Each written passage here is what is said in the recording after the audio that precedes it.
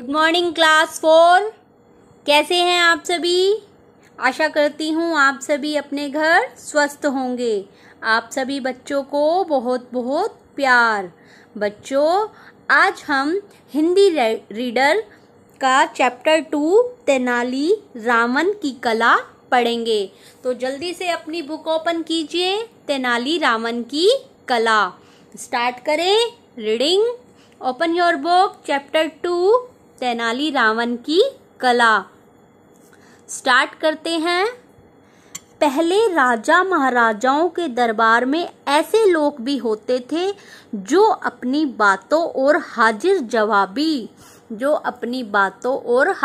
जवाबी से लोगों का मनोरंजन किया करते थे। ऐसे लोगों को क्या कहते हैं? विदूषक कहते हैं। पहले राजा महाराजा होते थे ना, उनके दरबार में ऐसे लोग होते थे जो अपनी बातों को हाजिर जवाबी से मनोरंजन किया करते थे। अकबर बीरबल की कथा पढ़ी है ना आपने। बीरबल ऐसा ही था ना, वो सबको हाजिर जवाब देता था। उसकी कहानियां पढ़कर सब खुश होते थे, तो उन्हें क्या कहते थे? विदूषक कहते थे।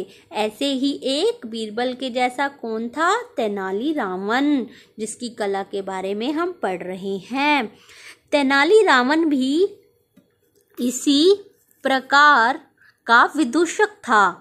उसका असली नाम तो रामन था, पर तेनाली गांव का रहने वाला था, इसलिए उसे क्या कहते थे? तेनाली रामन कहते थे। रामन बचपन से ही बहुत बुद्धिमान और चतुर था। वह बचपन से ही बुद्धिमान और चतुर था। शब्दों का तो वह जादूगर था। शब्दों का क्या था? वह जादूगर था ही। शब्दों का वह क्या था? जादूगर था। और शब्दों के विचित्र अर्थ निकालकर वह लोगों को चकित कर देता था। क्या कर देता था? वह चकित कर देता था। उनके अलग अलग मतलब उनको बताता, लोग उससे खुश होते थे। सब उसकी बुद्धिमानी की क्या करते थे? प्रशंसा करते थे। सब उस पर खुश होते थे। लोगों का विश्वास था कि रामन एक दिन जरूर बड़ा आदमी बनेगा।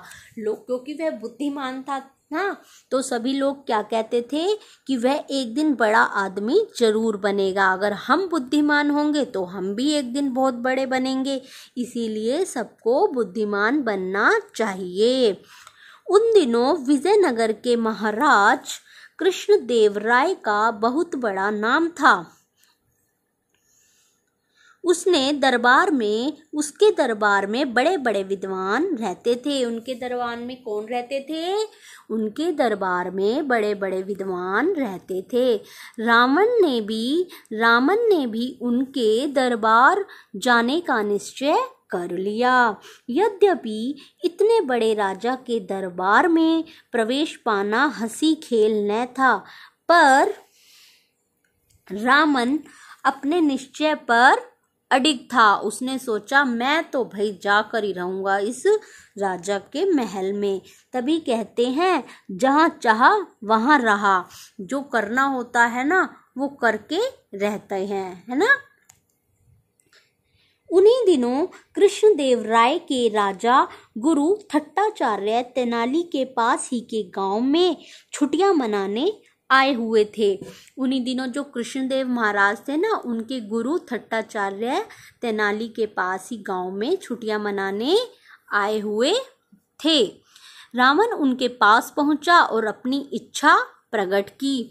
थट्टाचार्य ने रावण की सहायता करने के लिए हाँ कर दिया।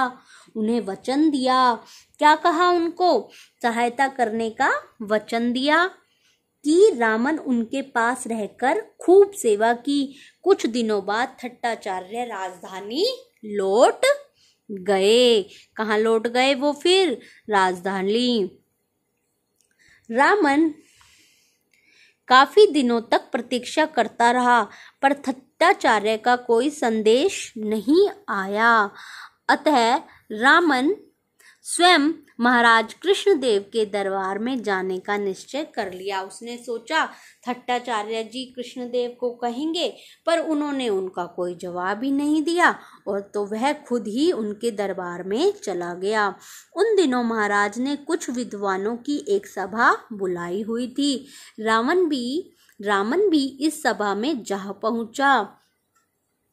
सभा वाद विवाद हो रहा था। सभा में क्या हो रहा था? वाद विवाद हो रहा था। एक विद्वान कह रहा था, हम संसार में नाना प्रकार की वस्तुएं देखते हैं, पेड़ पौधे, पशु पक्षी आदि। बात हो रही थी वाद विवाद की। पर ये सब ऐसी नहीं है जैसी दिखाई देती हैं, हम केवल इन्हें ऐसी मान लेते हैं। वह विद्वान क्या कह रहा था? हम संसार में नाना प्रकार की वस्तुएं देखते हैं, पेड़ पौधे, पशु पक्षी और भी बहुत सारी चीजें, परंतु ये सब ऐसी नहीं है जैसी दिखाई देती हैं, हम केवल इन्हें ऐसी मान लेते हैं। दूसरा विद्वान बोला, इस बात पर विचार कर ही रहे थे। दूसरे विद्वान क्या कर रहे थे? इस बात पर विचार कर रहे थे कि अचानक रामन खड़ा हो गया। उसने उस विद्वान से पूछा, मान लीजिए हम कोई चीज खाना चाहते हैं, तो क्या केवल यह मान लेना ही काफी है कि हम वह खा रहे हैं? तो रामन ने क्या सवाल किया? मान लीजिए कि हम कुछ खा रहे हैं, तो क्या हम वो चीज खा रहे हैं? हमने खा ली, ऐसा हो सकता है? तो पहले विद्वान ने कहा हाँ। विद्वान ने उत्तर दिया। अब तेनालीरामन ने क्या कहा वो देखो। भाइयों, भोजन तैयार है, आइए हम सब तो भोजन करने चलें। पर ये महाशय यहाँ बैठे बैठे ही मान लेंगे कि इन्होंने भोजन कर लिया। उसने क्या कहा? जब आप कह ही रहे हैं कि हमने खाना खा लिया, तो समझ लो खा लिया। अब हम तो चले भोजन करने, तुम यहीं बैठे बैठे ही सोचो कि हमने खाना खा लिया। इन्हें यहाँ बैठा रहना दीजिए। रावण का इतना कहना था कि सब लोग खिलखिलाकर हंस पड़े। महाराज उसकी हाजिर जवाबी से इतने प्रसन्न हुए कि उन्होंने उसे अपने दरबार में विदूषक का स्थान दे दिया। उसकी बुद्धिमानी से इतने खुश हो गए महाराज कि उन्हें विदूषक का स्थान दे दिया। अब वह तेनालीरामन के नाम से प्रसिद्ध हो गया। अब वो किसके नाम से प्रसिद्ध हो गया? तेनालीरामन के नाम से प्रसिद्ध हो गया।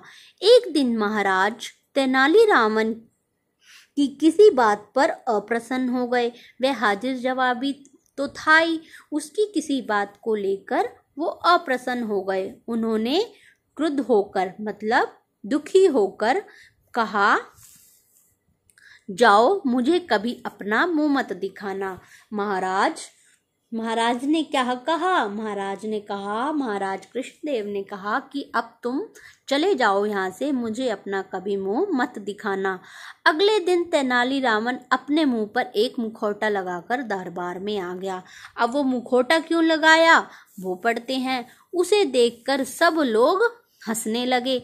जब मुखौटा लगा के आएगा तो सब लोग हंसने लगेंगे ना।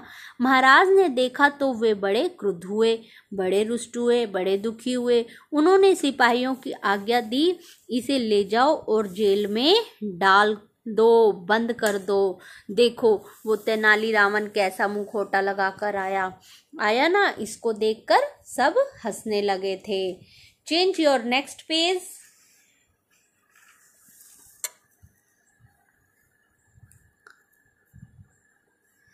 तेनालीरामन ने नम्रता से कहा। वह दुखी नहीं हुआ जब उसके ऊपर सब हंसे, तो उसने क्या कहा? नम्रता से कहा, प्यार से कहा, अपराध क्षमा हो महाराज, मैंने तो आपकी आज्ञा का ही पालन किया है। उसने क्या कहा? मैंने आपकी आज्ञा का ही पालन किया है। तो महाराज ने कहा, वो कैसे? मैं तो अपने मुंह पर नकली चेहरा लगाकर आया हूँ ताकि आपको मेरा मुंह ना दिखाई दे। आपने ही तो बोला था कि मुझे मुंह ना दिखाना अपना, तो मैंने अपने चेहरे पर क्या कर लिया? मुखौटा लगा लिया। यह सुनकर महाराज का गुस्सा भी उतर गया और वह खुश हो गए। तेनालीरामन के विषय में अनेक कहानियां प्रचलित हैं।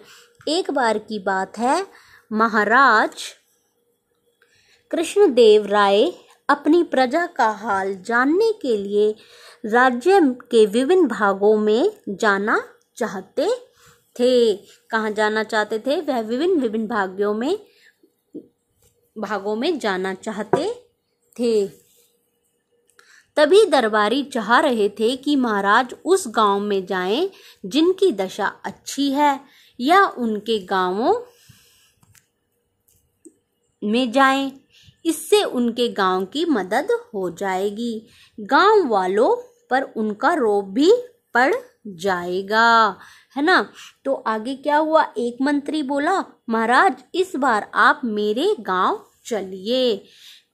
महाराज सोचने लगे कि आखिर किस गांव में जाया जाए। उन्होंने तेनालीरामन की ओर देखा। तेनालीरामन ने कहा, महाराज आपका हाथी जिधर ले जाए उधर ही जाइए। तो तेनालीरामन ने कहा, महाराज आपका हाथी, जिस हाथी पर आप बैठोगे वह जिधर ले जाए उधर ही जाइए। तो तेनालीरामन की बात सुनकर सभी को बड़ा आश्चर्य हुआ। दूसरे दिन महाराज हाथी पर सवार होकर चल दिए। हाथी पर सवार हुए और चल दिए। कुछ और लोग भी साथ थे, उनके साथ उनके पहरेदार भी चले, कुछ साथी भी चले। चलते चलते हाथी कहाँ पहुंचा? चलते चलते हाथी ऐसी जगह पहुंचा जहाँ के लोग बहुत गरीब थे। उनकी हालत देखकर महाराज बहुत दुखी हुए और वो क्या बोले, हमें मालूम था कि हमारे राज्य में इतने निर्धन लोग भी रहते हैं। वो क्या बोला? हमें मालूम ही न था। यहाँ पे लिखा हुआ है न, ये जो साइड में है देखिए, हमें मालूम ही न था कि हमारे राज्य में इतने निर्धन लोग भी रहते हैं। हाथी हमें बिल्कुल सही स्थान पर लाया है। इन्हें वास्तव में हमारी सहायता की आवश्यकता है। वह खुश हुआ। उसने निर्धन लोगों को देखा और उसकी क्या करी? महाराज ने हेल्प। महाराज की बात सुनते ही महाराज ने अपनी चादर उतार फेंकी। तेनालीरामन को सामने देखकर सब चकित हो गए। क्या हो गए? सब चकित हो गए। महाराज मुस्कुराते कर बोले, अच्छा तो हाथी को तुम यहाँ लेकर आए हो। हाथी कौन चला रहा था? तेनालीरामन। वह जानकर के गरीबों के पास लाया ताकि महाराज को पता चले कि उसके नगर में, उसके गांव में गरीब लोग रहते हैं और वो उसकी हेल्प करे। जिस प्रकार बीरबल के चुटकुले बड़े चाव से सुने जाते हैं, उसी प्रकार तेनालीरामन के चुटकुले भी बड़े प्रसिद्ध हैं। तेनालीरामन केवल विदूषक ही नहीं थे, वरन वे तेलुगु भाषा के एक प्रसिद्ध कवि भी थे। क्या थे वो? एक प्रसिद्ध कवि, तेलुगु भाषा में कविताएं लिखते थे। ओके स्टूडेंट्स, हमारा ये चैप्टर कंप्लीट हुआ। वीडियो हमारी यहीं समाप्त हुई। आप इस चैप्टर को अच्छे से रीडिंग करना, पढ़ना। नेक्स्ट वीडियो में हम इसके शब्दार्थ और क्वेश्चन आंसर्स करेंगे। तब तक के लिए bye bye all of you.